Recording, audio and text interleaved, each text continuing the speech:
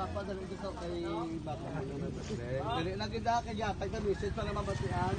Sa birthday girl ang message ng mama niya para sa iya. Mama niya nagpo-message sa iya mo ano pa surprise. Okay ba mati lang? Sa taas ng grades mo. Aral pa ng mabuti na kasi kahit pagod ang mama gagawin ko ang lahat yon kapag nakatapos ka ng pag-aaral para sa inyo, okay? Happy birthday, Nak. Proud ako sa iyo kahit malayo ang mama. Mag-aral ka ng mabuti. Happy birthday, Nak. I love you so much and God bless from Mama and Pao.